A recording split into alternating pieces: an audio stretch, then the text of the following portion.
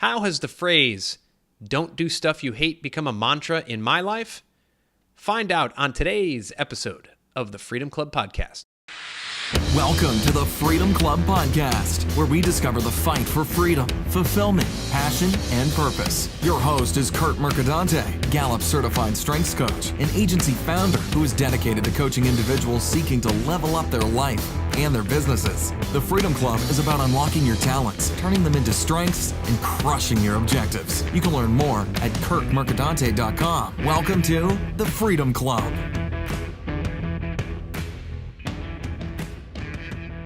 And welcome to the Freedom Club Podcast. I'm your host, Curt Mercadante, and whether this is your first time listening or your 51st time listening, I thank you for being here.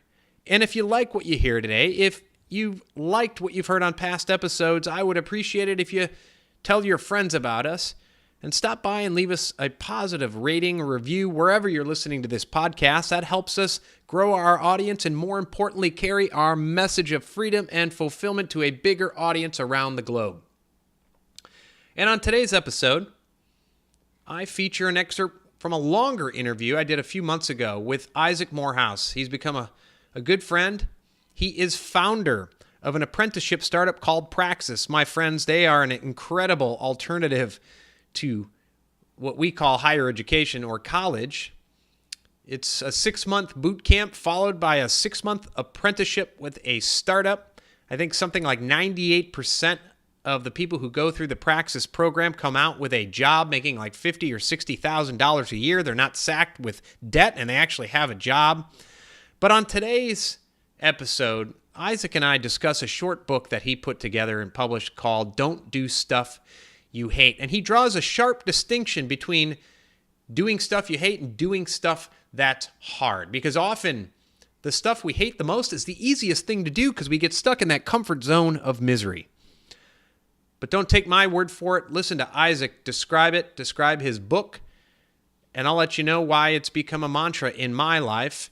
Here's my discussion with Isaac Morehouse, author of Don't Do Stuff You Hate. Thank you. You wrote a blog post. Well, actually, it wasn't a blog post. You wrote a book, and it is one of my favorite sayings, and I use it with my wife, and I use it as a sort of guidance, and that is don't do stuff you hate. And I love that. And a lot of people might take it the wrong way. Like, oh, well, or maybe they take it the way it is and they have it all wrong, right? Well, that's part of life. You got to do stuff you hate. And my grandfather worked in the coal mines and he hated it, but he had to support his family, etc. Tell me about don't do stuff you hate. Yeah, that was like a big personal breakthrough for me. The kind of, event after event, after a couple things in a row, I kept having the same epiphany, and I realized maybe there's something to this. Maybe I should live this way all the time. So one instance was just sort of realizing, like, I was born in Michigan, and I have nothing against Michigan, but it was, it's kind of an economically stagnant state. I didn't like the weather. Everybody in Michigan that I grew up with, the norm is to not like the place where you live. And you're kind of like, yeah, I'm here because I was born here. Yeah.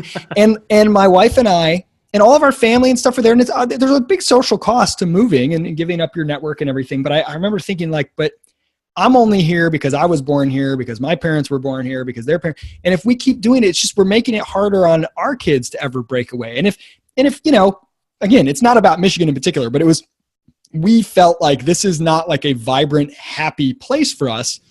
And having the realization, like, we don't have to live here. Like, as stupid as that sounds, as obvious as that sounds, like, we don't like it here. Why would we live here? Let's just choose to move, and let's choose to move to a place that we think is just absolutely wonderful. Like, there's no reason you can't do that. Why not? Why would I do something I hate? And this kind of was happening repeatedly in different things. Like, I just realized every time, even just obligations, social obligations or whatever, that just made me really unhappy, but I had a hard time saying no. And this happens when you start to go along in your career and you make a lot of connections. You get all kinds of people emailing you, asking you to do this, do this, do this. I would find myself going to different events and conferences and like being unhappy about it and just realizing, why am I doing this when I hate it?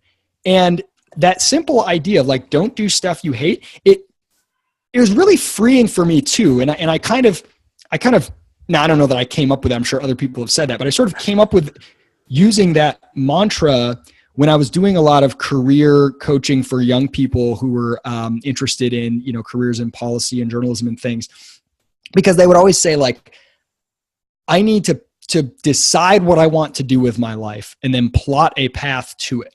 And that's incredibly overwhelming. It creates this existential crisis. You're 20, you're 18, you're 25, and you're like, what do I want to be? What do I want to do? And like I said earlier, what you're going to do in 10 years probably doesn't even exist yet. And so I said, scrap that, forget that. Don't focus on what you want to do because you don't know yet.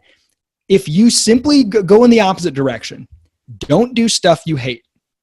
Create a list of stuff you know you hate. Okay, accounting. I know I don't want to be an accountant. I hate accounting. Okay, good. That's a start. Everything else is fair game. And then I try something else and I realize, boy, I really don't like this. Add that to the list. And then the range of what's possible begins to narrow. And every step you take towards something that you don't hate is a step in the right direction. You get new knowledge, new information, and you start to add to that list of things you hate and never want to do again.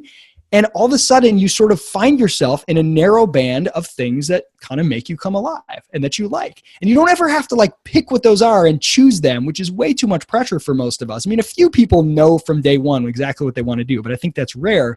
Instead, if you just don't do things you hate and say everything else, I'm not only going to do, but I'm going to do it 100% because I don't know what it might lead to. And as long as I don't hate it, as long as it's not sucking my soul, I might as well work hard at it because that's going to help get me to the next thing. And that kind of subtractive process rather than this sort of additive, I have to like keep picking the right next step. As long as I don't take the wrong next step, which is just things that are horrible that I hate, I'm okay. That like freed me up so much. And it kind of made me realize how many things I actually did hate that I kind of never thought about, that I was like just doing because I thought I had to or whatever. So here's the key though. When I say don't do stuff you hate, it's easy to think like, oh, well, then I would just be sitting on the couch drinking beer and watching football all day. And, you know, nobody can make a living that way. Got to pay the bills. Hate is not the same as hard. So don't do stuff you hate doesn't mean don't do things that are hard. You know, I watch my kids do things like play video games. They don't look like they're having fun most of the time. They're frustrated. They're mad. They're trying over and over again to beat the level. They're in that zone. It's challenging. It's infuriating, right? I feel like that with work a lot of times. It's really hard, but I don't hate it. It doesn't suck my soul. I don't feel at the end of the day like I'm a worse version of myself than when I started. It's not making me dead inside. It's hard work. I mean, if anybody's ever done any kind of athletics, trained for a marathon, nobody enjoys the training and the sweating and the conditioning. It's hard, but you don't hate it. It's fulfilling as well. And I think there's that conflation between like, oh, things that are hard are things that I hate. But often the things that you like the most and they're the most fulfilling are actually the hardest challenges. So I think that's really important. It's really about things that you feel are moving you farther away from the kind of person you want to be. And I'll tell you one area where I saw this more than anywhere else in the world, and that's in DC. I could feel it myself, but the number of people working in these kind of highly cartelized, bureaucratized government type jobs where like you could see every day on the metro, the life just sort of leaving their eyes day by day. And that's when I worked in the state of Michigan government. That's why I had to get out of there because it was so comfortable. It was so easy. It wasn't hard work, but it was work that I hated. But because it was so easy, it's actually easier to do things you hate than to not do things you hate. As weird as that sounds, it was so easy and comfortable to just get lulled into slowly letting your dreams die and becoming kind of a shell of who you were. So I think that's an important distinction to make between things that are hard and things that you hate.